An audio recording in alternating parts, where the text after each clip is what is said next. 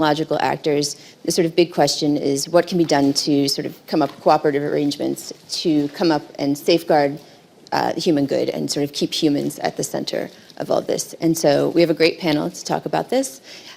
Directly next to me is the Deputy Prime Minister and the Minister of Digital Transformation for Ukraine, Mikhail Fedorov. Hello, everyone. Nice to meet you. Nice to meet you. Next to him is Kent Walker. He's the President of Global Affairs and the Chief Legal Officer at Google. Thank you for being here. Thank you also. Next to him, Brett Solomon, who's the co-founder and executive director of Access Now, which he will tell us a little bit more about your work. And then on the end is Genevieve Bell. She is a distinguished professor and the director of the School of Cybernetics at the Australian National University. So that's the Australian end of the stage there. Watch out. So thank you again, all of you, for being here. And my first question is to you, Deputy Prime Minister. And that is, I think if we take half of this conversation about tech power, one of the consequences of power is that there become asymmetries. In this case, we're talking about digital asymmetries. What are you seeing right now in Ukraine? How do you see that playing out? What are the asymmetries that you're dealing with? Да, всем доброго дня. Yes, hello. Good day to everyone. I think technologies today are a very important component of the war that's going on. And technologies helped us, as a matter of fact, to keep the economy going. Because Ukraine is a rather digital state. Over the last 3 years, we've made a huge jump forward. And all our system of social payments, customs, taxes, this state is based on the information system and exchange of information between these information systems. And therefore, for us, it's a maximum critically important to keep the system going and working. And this system kept working despite the fact the cyber war was underway at the same time. And I can tell you, almost every week we launch new digital products in Ukraine. We have communications, we have a plan what to do with the communication if there's a blackout, if there's no electricity in the regions or the capital in the country, 15 hours without electricity, how we're deploying satellite communication, how we're open in breakability centers where people can connect to the internet. So technologies for us are of critical importance for us. We managed to build a foundation that allows us to keep the digital state going and working. And I think that we will face new technological breakthrough in this year. The war is a technological war. The impact of technologies and role of technologies is growing. Before I entered this panel discussion, I saw how a surgery was performed on an oncological patient in Ukraine. A lot of doctors joined in online and watched this surgery. And that's an important role. And at the same moment, a missile could be flying by. It could be electricity could be switched off. Mobile towers could be switched off. We know exactly what to do about that at that particular moment, how to switch it. So to sum it all up, technologies are extremely important during the war. They help to make sure the economy keeps going. In our country, they allow us to stay in touch, exchange information, make quick decisions. Technologies help save people's lives. Technologies help our armed forces to communicate with each other through the satellite communication. And yesterday, we had a historic day for the digital state. Estonia actually took the code of our product, took our UX, UI approach and implemented it in their own e-application for state countries. Let me remind you, Estonia is one of the most digitized countries in Europe and the world. They took the Ukrainian experience, though, and implemented it in Estonia, while Ukraine developed it, continued doing it during the war. Owing to the technologies, a lot has been done, and therefore we're here, and therefore we're aiming to develop Ukraine further technologically. Back to how you're cooperating with other countries. The idea of a technological breakthrough during a war is fascinating. I was just hanging on what you said there. But Kent, I guess the question for you, how are you how do you see big tech's role in particularly how you've been working with Ukraine, but also just sort of more broadly, what has gone right and where has it gone wrong?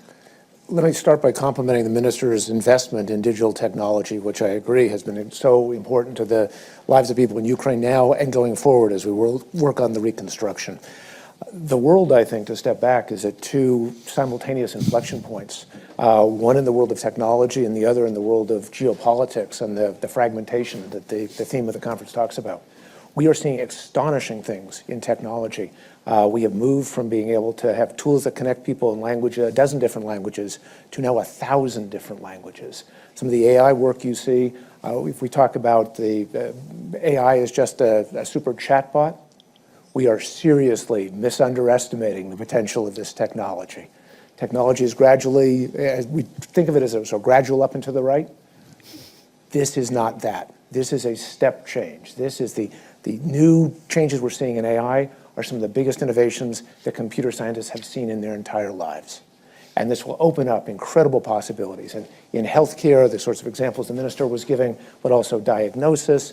Imagine a new green revolution, precision agriculture around the world, clean water. The potential is incredible.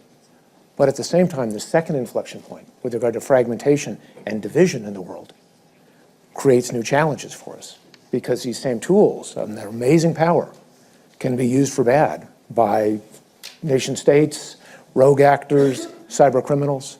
We need to come together as more than ever before to make sure we have codes and agreements. I go back to the Asilomar conference around genetic research back in California decades ago. We need that same sort of thing for artificial intelligence to make sure we are taking advantage of this potential age of abundance that's in front of us and minimizing the misuse and the threats. Brett, we're talking about one of the unintended consequences here is that these sort of disproportionately help to strengthen the positions of those in power, and sort of drive a bigger wedge between people, let's say, parties that are well off and marginalized populations. So I guess, how do you determine if or when a technology is being too seriously abused or even misused, that it's to remain viable? How does Yeah. Thanks very much. And I think it is important to recognise that, still a third of the world's population is offline. So when we think about asymmetry, there's a whole group, billions of people who haven't even entered into the digital environment. And yet here we're also, we're talking about generative AI and we're talking about quantum. Before we've even conquered the digital divide, we're now needing to deal with, the quantum divide. And so the consequences for the marginalised and the dispossessed and the poor, there's a gender divide as well, of course, that we need to take into account. We generally use the International Human Rights Framework as the basis upon deciding the benefits and also the dangers of technology. And I think that one of the great things about the Human Rights Framework is that it has precedent, it has a legal framework, it's actually law, and there are bodies with which we can, sanction and put some teeth behind that. Much better than ethics. There's a whole, explosion of the use of ethics within companies and also within governments, which is very subjective and also value-laden. And I think Human Rights Framework is a much better way in which to determine the benefits and the dangers of human rights, of technologies. But I would point to, spyware as an example of where technology has gone completely out of control. The consequences of spyware for everybody, I kind of think of it like weed killer. It destroys everything before it. And that's why we as an organisation have called for a moratorium on the sale, the use and the export of spyware. I think also when we think about surveillance, particularly biometric surveillance in public spaces, we've called for a ban on that. There is no human rights way in which we could justify using facial recognition in public spaces to identify people, because the end point of that, of course, is the authoritarian state, and we don't want technology to be the tool for that. Genevieve, I'm curious, thinking about all of this, whose job is it? Whose job is it to anticipate what's going to happen with these new technologies? And is it the innovator, the user, the regulator, the legal framework? I think we've decided not the ethicist. Well, but I think it's yes, all of the above and. So I think one of the things that's really striking, you sort of want to take a step back and say, we're having a conversation right now about artificial intelligence. Were we here 10 years ago, we would have been talking about mobile technology. 10 years before that, the internet, before that, other things. And I think it's really important to kind of have that moment of saying there are a whole lot of the pieces of the conversation we're having now that would be familiar to lots of people in the audience. We've had some of these conversations before about, does this technology reproduce certain kinds of inequity? Does this technology have haves and have-nots? And for me, one of the things that's really striking is those kind of notions about what technologies might support and who might be the winners and the losers stretches back to the first global technologies, things like, well, the telegraph in the 1850s and 1860s, right, where the proponents of that technology, which had many of the same components of today, big tech companies investing in technological breakthroughs. They just happen to be Western Union, not Google. Governments trying to work out how to connect things and what it meant to connect them and what the standards should be. Fights over who got to drop cables in the ocean. Mm-hmm. And a series of individuals, including people like, Samuel Morse in the US and a man named Charles Todd in Australia.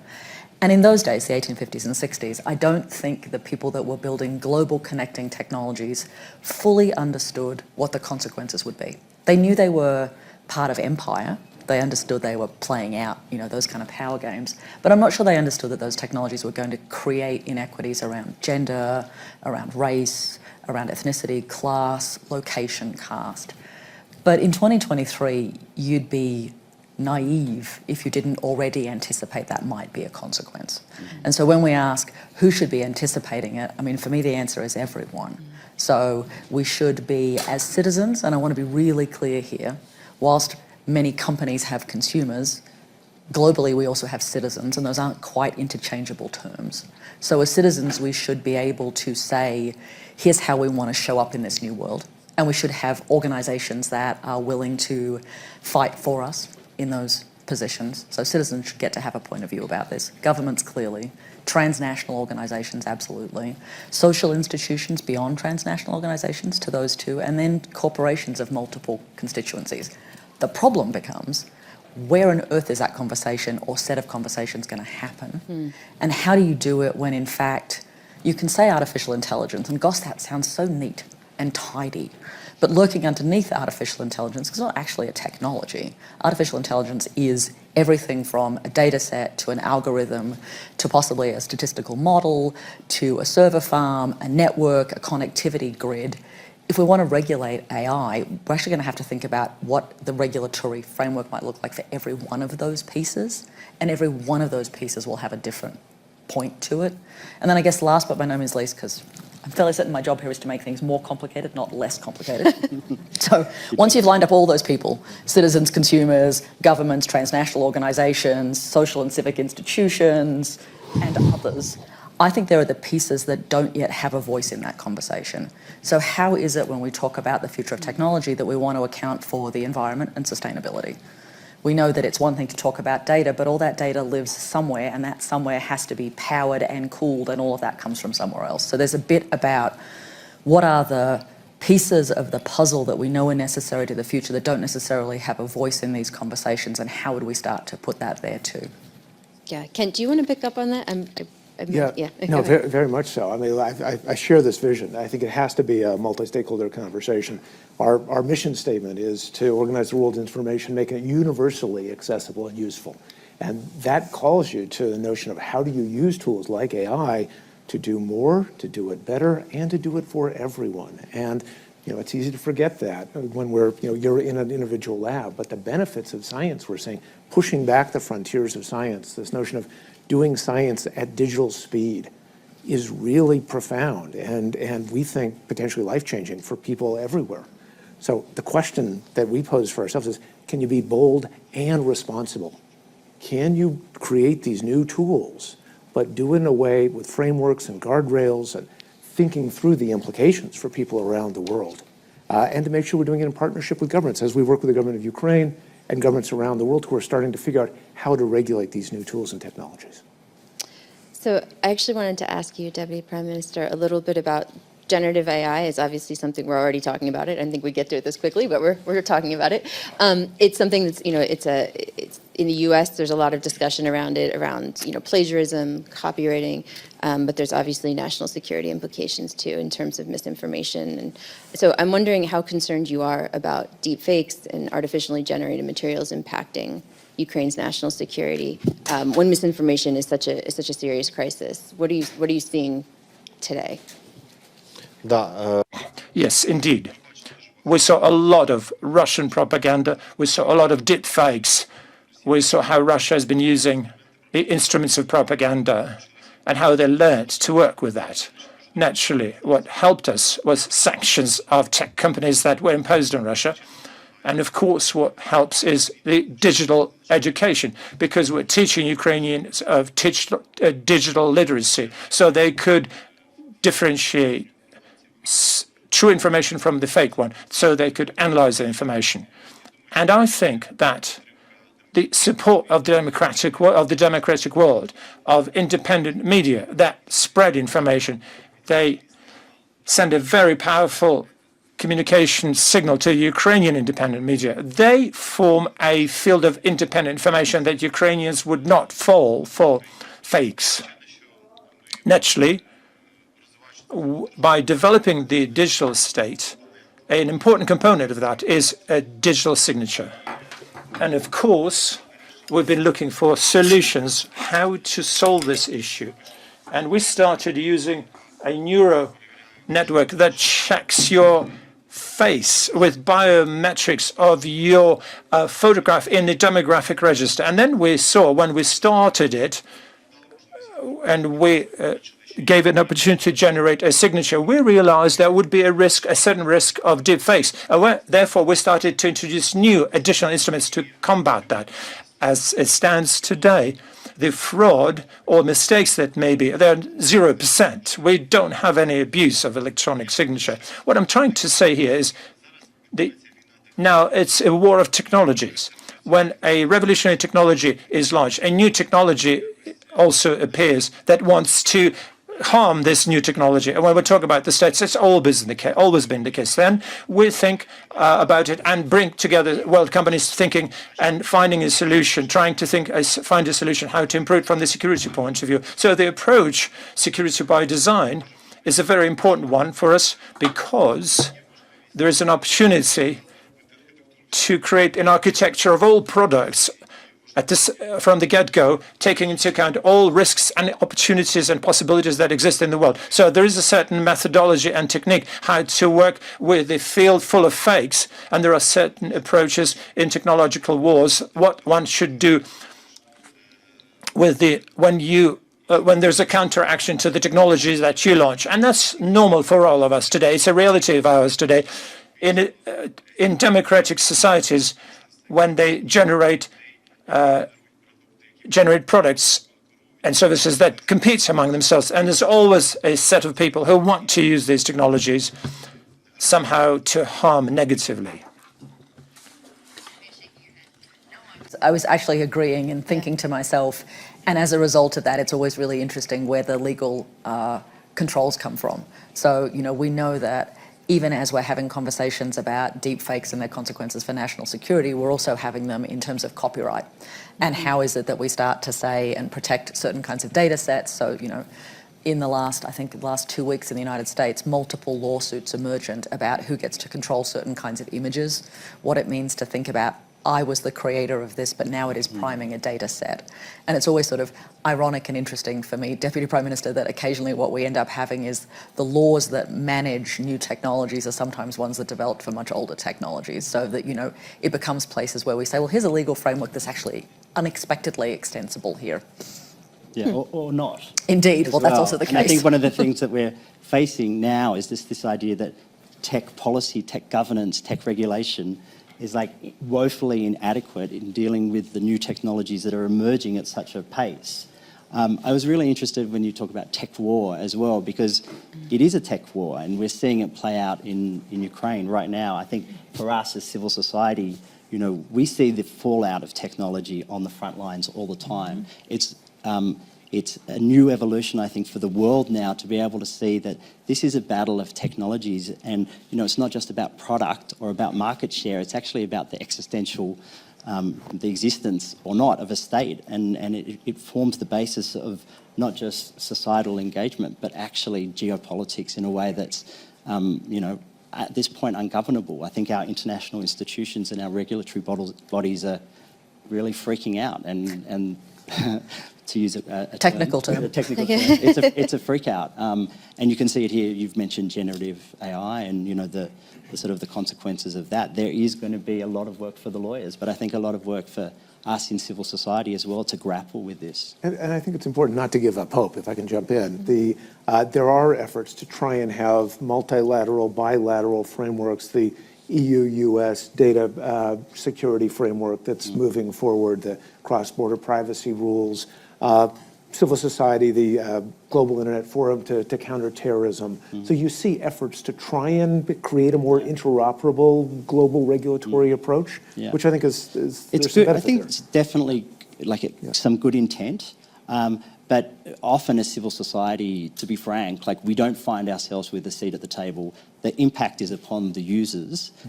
We, for example, with the metaverse, the so-called metaverse, we as civil society have been talking about how do we actually grapple with this? What are the consequences of discrimination in terms of content moderation, in terms of data collection, in terms of the possibility of surveillance, and yet it is often the companies and the governments that are making decisions in boardrooms or in unattainable forums.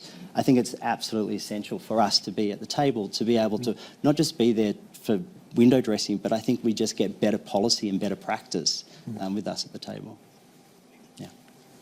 I actually wanted to ask you again, Deputy Prime Minister, you've asked, in this idea of tech war, you've asked U.S. big tech firms to cut ties with Russia, and I'm curious sort of how do you feel that it's going, and what are you asking from them there?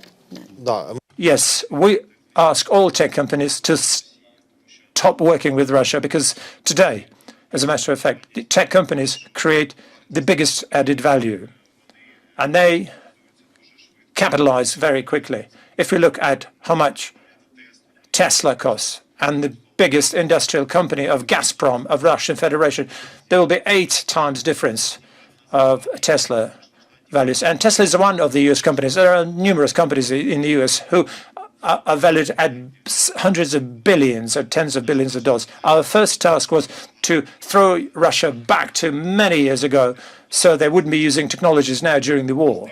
A very simple example. For example, we take a product that is used to, face recognition product, to find and identify the bodies of killed Russian soldiers.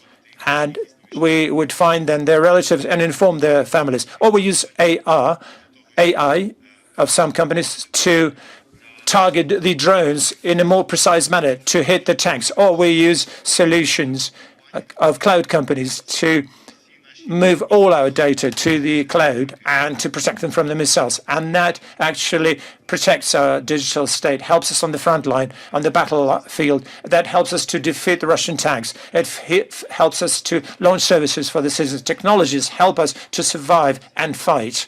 And we do not want these technologies of the entire democratic world would help Russia to fight Ukraine. And therefore, we want to throw Russia back in time. When Visa and MasterCard leave the Russian market, Adobe Photoshop or Figma leave the market, that means designers and engineers cannot even pay for their service. It's inconvenient. Technologies have a difficulty being developed when there's no freedom of products and no freedom at all. Therefore, they move.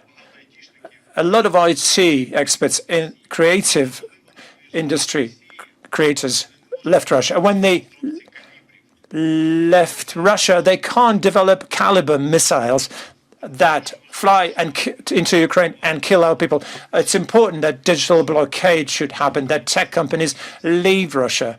By doing so, they throw Russia back many years into the past. And it will be difficult then for the Russians to fight for their technological future. At the same time, these companies help us to be more agile, more convenient, more effective, and win.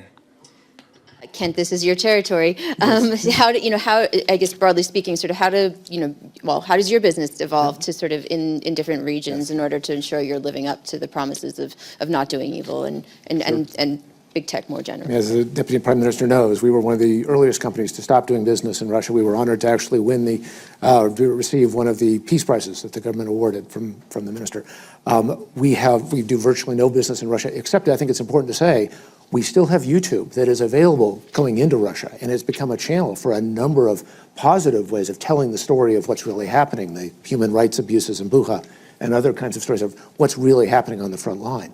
We are simultaneously taking down disinformation and propaganda around the world. We have removed thousands of channels from Russia and tens of thousands of videos that were misinformation, disinformation, because we are trying to uphold high standards of quality, authoritative, responsible, and reliable information. So there's this important balance to strike. We want to work closely with the government, but we also want to make sure that the truth is being told. Yeah, go ahead. Yeah. I mean, it's so fascinating now to see the role of the tech company in war, and to see it so plainly and also so proudly as well. It raises so many questions, I think, in terms of private sector engagement in what has been largely a state-to-state conflict, and what are the decisions that the tech companies are making and how they make them. In this instance, it's obviously clear that Russia is engaged in an illegal invasion of a democratic state, and pretty much all of the Western tech companies have moved to the side of Ukraine, and admirably and appropriately. But what happens when it's not so clear and there are many conflicts that are happening around the world? What happens when Twitter's on one side of the battle and Google's on the other side? And I think it's really important that there's a set of principles and some norms that tech companies can use to decide, like, how do they get involved, when do they get involved, and perhaps most importantly, or equally importantly, when do they disengage? I just want to pick up on the sanctions thing as well, or the digital blockade that the Deputy Prime Minister mentioned. It's obviously extremely important that we, as democratic states and as civil society, that we think how to empower the Ukrainian government. I think it's also important to think about the civilians and civil society, the anti-war movement, the telling of information from the front line within Russia, to be able to get some of those stories within the community, within the Russian population, because otherwise all they're going to get, and all they are receiving, is the stories of Putin. I think it's essential that, and that's why there's been some of the carve-outs from the US government and the European Union to allow certain retail tech to still be available to Russians. I know it's a little bit controversial, but I think that Putin is very clear. He wants to disaggregate the Russian internet from the world internet. And in this extraction, we also, in a way, do some of Putin's bidding for him, which I think in the long term would be dangerous. We don't want a splinter net. We want one global network. Of course, I understand, Deputy Prime Minister, the imperative and the need. I just sort of think about it in some broader terms. I want to go to the audience for some questions in just a minute. So get your questions ready, and if you do have a question, please stand up, and there will be a mic that comes around for you. Brett, I also had another question for you, which is, this is a sort of changing gears a little bit around the pandemic. It obviously created urgent need for tools for countries to consider investments in biotech. We haven't talked about biotech as a national security tool, but these things are hard to anticipate and plan for. And so when we think about rolling out programs that promote public health, such as vaccines, without invading people's privacy. So in the US, there were HIPAA laws, right, that made it difficult for the US to track who was vaccinated. But in places like China, the process was quite invasive, to the point where people actually just, rebel would be a strong word, but, chose not to partake. So what's the right balance in something like that? To follow up with an easy question. Well, I think one of the interesting things that happened with the pandemic is that, in the first year of the pandemic, 800 million people joined the internet for the first time. So that was like a great evolution, a great development. It recognised the importance of digitalisation, the importance of how being connected to the internet is pretty much in the pandemic, the main pathway to achieving being able to enjoy your human rights, to be able to express, opine, to have healthcare, to have education, etc. To many school kids around the world, that was their entry point through the internet. Obviously, health data has become extremely important. I don't think that the proper regulatory frameworks that were in place in my country, Australia. My health record was just a disaster, because there was just data that had been collected, the absence of proper data protection laws. The US still has no proper data protection framework, and yet there are contact tracing apps, etc.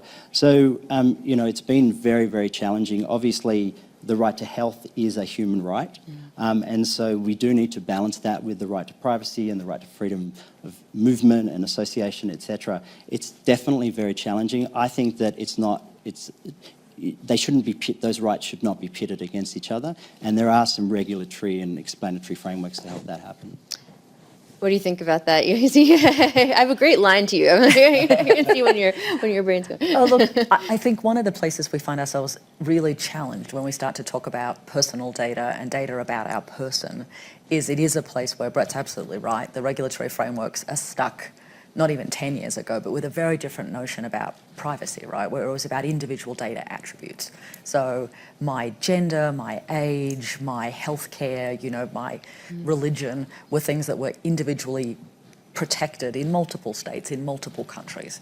But we've gotten to a point where two things have happened. One, it's less about the individual data points, but more about what happens when you put them together. So it's, yes, it's about do we know how old Brett is and where he's from, but it's equally about what do we know about Brett in terms of his taste, his habits, his behaviours, and thinking how we protect that becomes quite complicated. And then the second piece is we're also surrounded by technology that knows an inordinate about enough information about us, but doesn't necessarily know what to do with that. So whether you've got a Fitbit or a smart tracker, or you have a smart electrical grid box in your house, which knows how warm you like to be and whether you have other people in your house, that it knows, in fact, extraordinarily personal things about you, but we don't know how to think about that yet as personal data. And so I look at all of that and say, we have regulatory challenges about that, and at the moment, not only do we not know how to sort of conceptualize that, but we also like to imagine that it's about individuals, whereas we also know that there are lots of groups around the world where individual data is less important than the collective. So how do we start to think about legislation in places where the individual isn't the smallest unit of social meaning, but it's the group, the clan, the tribe? There's multiple other ways of thinking about this stuff. And so for me, I'm often really struck by how these conversations reinforce certain ideas about what a data set looks like and what someone should be concerned about it. And then I look at some of the places that I think actually have gotten it right. So our colleagues in New Zealand, when they developed their algorithmic charter, made a first attempt to actually have a conversation intra-government, not even between governments, of basically saying, what sorts of information should we keep? How do we think about our First Nations people? So what does it mean to have Maori data, and how do the Maori want to think about self-determination of their own data inside a large nation state? And so for me, I mean, yes, human rights, yes, the legal framework, but yes, we also have to imagine that it is more complicated than it has ever been, and that there are emergent categories of things that can violate your privacy that you didn't even know new things about you. Right. Not to make you suddenly concerned about your electrical meter. So, okay, let's go to the audience to see if there are any questions. If you do have a question, raise your hand. We'll get a mic around. And I just ask that you keep your question somewhat brief so that we can move on to others too, so everybody has a chance. So there's one over here. Yeah, I know. I was with you. Go ahead. If you could stand up, please. Thank you. Thank you. Brett McDowell with the Hedera Public Blockchain Network. My question is for Deputy Prime Minister. In 2022, there were a lot of bad outcomes in the blockchain industry. And this is a forum where technology and policymakers come together. And there's a strong sentiment among policymakers to react to the bad outcomes by certain elements in 2022. Do you have any position on the right way for government to interact, especially in the public blockchain space, otherwise known as crypto, and what you'd hope to see other policymakers do in regard to regulation and constraining while also supporting that industry? Well, thank you very much for your question. In Ukraine, we passed the draft law about virtual assets, and partly to answer the questions that you've just mentioned. I believe that all governments they can't ignore the development of virtual assets or blockchain technologies. For example, we've tested already the electronic hryvnia using blockchain in Ukraine. I will soon start getting my salary in e-hryvnia as a test pilot of this model. Yes, the year was difficult, both for virtual assets based on the blockchain technology, but it's impossible to ignore this big elephant in the room. And we have to use it to develop the digital economy. Today, a lot has been said about the fact that the policies that have been formulated are lagging behind the technological progress. And we see that the future of the governments is the governments who are going to succeed are those governments who are going to be agile and make quick decisions. Not a single government can use an agile approach, but it's not only about the technological companies. Agile approach is for any project because consumer behavior is changing. There are a lot of challenges appearing. One has to quickly test the products, launch them, improve them. Therefore, either the governments are going to work in an agile fashion, adapt the policy, change policy. It's okay to change policy several times, or they're going to lag behind badly. And then there will be virtual taxation and legal regimes that will be created. Companies will be incorporated there. For example, that's what the Arab Emirates are doing that. And a lot of companies are moving this. Portugal was working in this direction, working with mining and virtual assets, and they will be fighting and competing for the capital, fast-moving capital. Because now, in a couple of clicks, one can become a financial economic resident of any country. Companies will migrate and choose the best residence jurisdiction for them. It seems to me, if we're talking about virtual assets, blockchain, this is number one area that is going to quickly change the jurisdictions in order to develop quickly. Therefore, it's necessary to learn, to study the policies in various countries. The United States are now formulating policies actively in this space. The European Union is working actively on that. We have to look all of that, analyze it, and bring experts, business experts, analyze risks to improve them so we could bring more money into the country that is going to be more agile and quick. So therefore, it's also a fight of battle between legislative initiative for the money and for the people who work in this direction. Therefore, we support that, and I'm sure and convinced that in the nearest future will be one of the best jurisdictions. I will invite you to incorporate in Ukraine. Кент, ви хочете сказати на цю тему щось? Кен. Так. Я не буду говорити. Вибачте, my Ukrainian is a little weak. I'm working. So we have not been deeply involved in the blockchain side, but stepping back to the minister's broader point about how we need to have mobile, nimble governments to address some of these challenges, I think there's no alternative to this.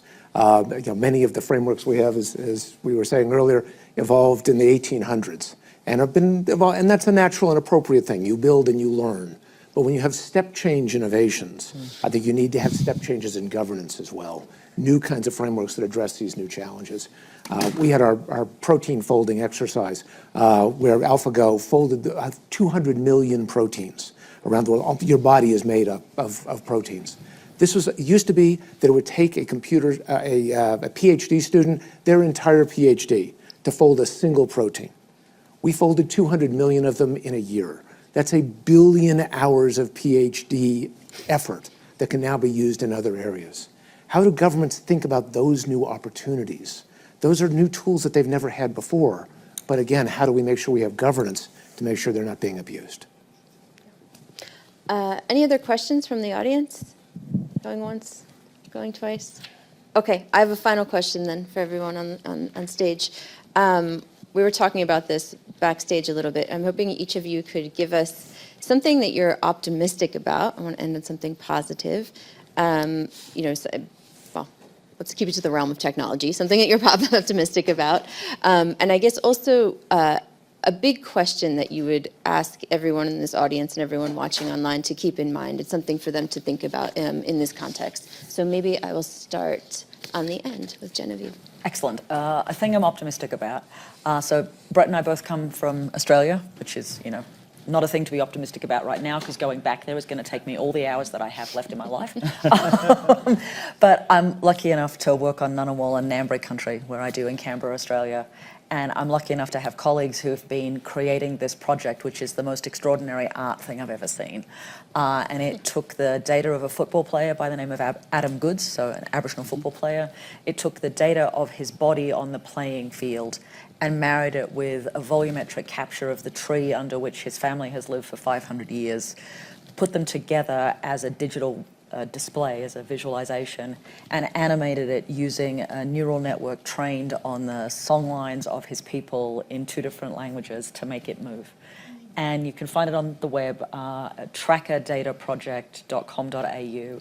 And it was one of the first times I saw someone taking digital technology, AI, and a completely different knowledge base to produce something extraordinary and beautiful. And so for me, I looked at that and I said, we spend a lot of time talking about AI in the context of efficiencies and productivities and labor. And I want to keep remembering that we can also talk about technology in terms of creating splendor and beauty and wonder and opening up possibilities that don't otherwise exist. So I guess if that's my kind of contribution of a beautiful thing, or an unexpected thing, and a thing that, also talked about what it meant to be Aboriginal in a football game, which is complicated in Australia, what it meant to be Aboriginal in Australia, which is also complicated, but turning all of that complexity and, Brett's kind of language of surveillance into something that also spoke about a place and a moment in time. If that's the kind of the beautiful thing, I think for me, the thing I wish everyone would keep in mind is that all of these technologies also have the possibility of creating new things. And I tend to think that all of us here have this sort of dual responsibility, right? We need to be constantly telling stories about a future that's more optimistic, more sustainable, more just, more fair than the present in which we find ourselves. And then we need to be actively disrupting the present to make those things more than just stories. So there's work for all of us. Great. How about, you want to go next, Deputy Prime Minister? I'm going to go out of order. I'm going to go skip around. My best hope for technologies in nearest future is how technologies are going to help us be victorious over Putin in Russia and stop war. For us, technologies is an opportunity, and we're going to use them to the maximum. As far as the question that we need to find answers to is how to make technologies more accessible for people around the world and how we can integrate them into the education process more. It seems to me all our problems in the world stem from bad education, from incorrect education trajectory, from bad socialization, and therefore dictators emerge who want to dominate, and therefore people emerge who can't earn their living and they rob, etc., etc. So technologies, we need to clone other planets to develop further. We need to have more countries to deal with space exploration, so we'd have a progress, so we could move to other planets quicker and faster, so we could protect the humankind. But in order for that, we need more educated humankind. We should put an end to the wars. We need to put an end to epidemics and disasters. So therefore, education is essential and important. We need to deal more with the integration of technologies into the education around the world. That's my internal feeling that I have. Ken, how about you? In the midst of all our challenges, it's easy to lose track of how much progress we've made. 1 billion people have come out of extreme poverty in the last 20 years. That is unprecedented in the history of mankind. People say that challenges are anecdotal and progress is statistical, and the human mind is much better at grappling with stories than it is with numbers. But we can be proud that that's a lot more babies living and growing and succeeding in life. And that's technology, and that's good governance and the like. So that you asked us for our questions. The questions I would pose for every company and every country is, how do we take advantage of this? What is your digital strategy? And what is our digital strategy collectively to make the most of these opportunities? All right, final word to Brett. Thank you. I am quite inspired actually to hear this. I think there was a period of tech utopianism, which was, exciting. And then there's been this long period now, I'd say for at least 10 years of tech lash and tech doom. To sort of think now with like new tech, there's definitely been a jump in technology, even like the last 12 months, the last 6 months, maybe even the last week, it feels like there's something big happening, and to use those technologies in a way to actually disrupt some of the problems that we've seen in the previous generation of technologies. And one of the things that I'm really excited about is actually the growth and the diversity of the digital rights movement around the world. Every country has this amazing growth of new organizations that understand the tech world, digital natives that understand AI and understand quantum, that are helping to actually shape those technologies. We're under a lot of stress as civil society. We're facing fake news laws that are bad. We're facing cybercrime laws. But there's this amazing possibility of when civilians come together and actually get to shape the technology and the framework around it. And the question that I would pose to all the regulators, the governments, the coders is, again, which to my first point, which is the human rights framework is there. Assessments against human rights in the terms of collection of data minimization, like, collect just the data that you need, not the data that you can. Questions like that I think are absolutely important, making sure that we don't replicate some of the biases and the discriminations and the exclusion that we have with the current round of technology. So. Great. Well, thank you all very much. Thank you to everyone in the audience and to everyone watching online. Enjoy the rest of your day. Thank you. Thank you.